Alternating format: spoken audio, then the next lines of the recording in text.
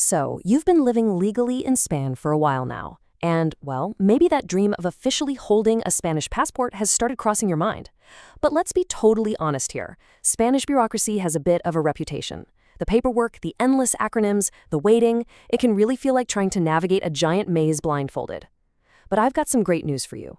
Getting your Spanish nationality by residence, it's not some unsolvable mystery. It is actually a highly structured, totally predictable path. In today's explainer, we're going to cut right through the confusion and give you a clear 4-step roadmap to handle this whole process without the usual dread. We're sticking strictly to the practical facts, so you know exactly what you need to do. Okay, let's dive right into this. Here is how we're going to break it all down. Section 1 covers your residence timeline. Section 2 looks at the mandatory exams. Section 3 is your essential document checklist. Section 4 walks through filing the application, and we'll wrap up with Section 5, an informational disclaimer. Let's get started. Section 1, your residence timeline. Right, so before you even think about gathering up any papers, you absolutely have to establish your eligibility timeline. And this is crucial because the required continuous legal residence term drastically differs depending on your nationality. Basically, there are 4 specific tracks here. The standard rule, or the general regime, requires 10 years of legal residence. That's the baseline. But if you're a recognized refugee, that timeline gets chopped right in half to exactly 5 years.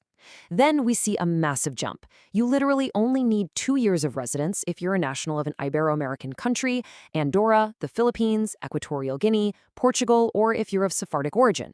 And finally, the fast track, just 1 year. You qualify for this single-year requirement if you were born in Spain, if you're married to a Spaniard, or if you're of Spanish descent, like a child, grandchild, or widow of a Spaniard.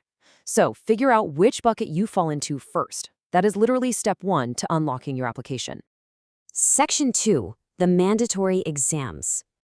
Okay, moving on to the testing phase. These are in-person exams, and they're administered by the Instituto Cervantes. You're looking at 2 totally distinct tests. First up is the CCSE, which tests your constitutional and sociocultural knowledge of Spain. Everyone has to take this one. But the good news? A passing score is valid for 4 whole years. The second exam is the DELE A2, which is your standard Spanish language proficiency test. But here is the real game changer. The DELE A2 is only required if you come from a country where Spanish is not an official language. So if you're coming from Mexico or Argentina, for example, you get to skip the language test entirely. Now, for anybody out there sweating over that CCSE Culture and Constitution exam, I want the number 15 to be your new best friend. Seriously, let it reassure you. The CCSE exam is just 25 questions, and you only need to answer exactly 15 of them correctly to pass. That means you just need a 60% score to secure your certificate and keep moving forward with your nationality application. You've totally got this. Of course, whether you're gearing up for the CCSE culture test or studying to pass the DELE A2 language exam, prep is everything. We definitely recommend checking out our affiliate partner, italki. They're the world's largest online language platform, and they connect you with one-to-one private online Spanish tutors. It's super flexible. You pick the schedule and the pricing that works for you, so you can absolutely ace those Instituto Cervantes exams. Plus, using our affiliate link helps support this explainer at absolutely no extra cost to you. Section 3, essential document checklist. All right, time for the paperwork phase. We're keeping this strictly to the essentials. First, you need your official birth certificate. Second, your criminal record certificate from your home country. Now pay attention to this detail because it's an absolute must. These foreign documents have to be officially validated with a Hague apostille or legalization, and they must include a sworn translation into Spanish. Do not, under any circumstances, skip that step.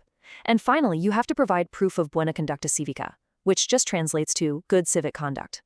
Now, what's really fascinating about this good civic conduct requirement is how it's actually interpreted legally. You might instantly assume that having any kind of past police record automatically disqualifies you, right? Well, actually, no. The Spanish Supreme Court has established jurisprudence on this. They've stated that good civic conduct is not the mere absence of criminal records. It actually requires a joint assessment of your behavior over time. They weigh both the favorable and adverse circumstances on a case-by-case basis. So a minor past infraction doesn't immediately slam the door shut on your citizenship dreams. Section 4, filing the application. Okay, so you've got all your documents in perfect order, and it is time to file. Now, while the exams had to be done in person, the actual filing is entirely telematic. That just means it's all online. Here is the 3-step breakdown. First, you'll access the Ministerio de Justicia, the Ministry of Justice's electronic office online. Second, log into the system using a secure digital identity. That means either your digital certificate or the Spanish clave system. And third, just upload your entire packet and complete the telematic filing. That's it. No waiting in endless physical lines for this step. Now, this final part of your journey, it's all about expectation management. Notice the stark difference between the law and the practical reality here. By law, the Ministerio de Justicia has a legal resolution deadline of exactly 1 year to process your application. But you really need to plan for the practical reality. And that reality is that it usually takes anywhere from 12 to 24 months to actually get your final approval. So patience is definitely going to be your best friend during this wait. So, we've broken down the timeline, the exams, the documents, and the digital filing. The path from resident to citizen really is clear, it's structured, and it is entirely within your reach if you just follow these steps systematically. So take a look at your calendar, look over your paperwork, and ask yourself, are you ready to start your timeline today? Section 5, Important Informational Disclaimer. Just before we officially wrap up, please keep in mind that the contents of this explainer are for informational guidance only. This is not legal advice. We've outlined the structured path, sure, but exact requirements, case-by-case exemptions, and specific document validations can vary widely depending on your unique personal situation. You should absolutely always verify these details directly with the official source, the Ministerio de Justicia, or consult with a qualified legal professional for your specific case. The bureaucracy might be famously daunting, but armed with the right timeline and the right paperwork, the path is clear. Will you be the next one to navigate the maze and claim your Spanish citizenship? That was a quick overview. On our website you'll find step-by-step guides to many procedures, the Padrón, the health card, the NIE, the TIE, legalization, and more. The link is in the description. And if you get stuck, message our Telegram bot. We'll walk you through for free, step by step.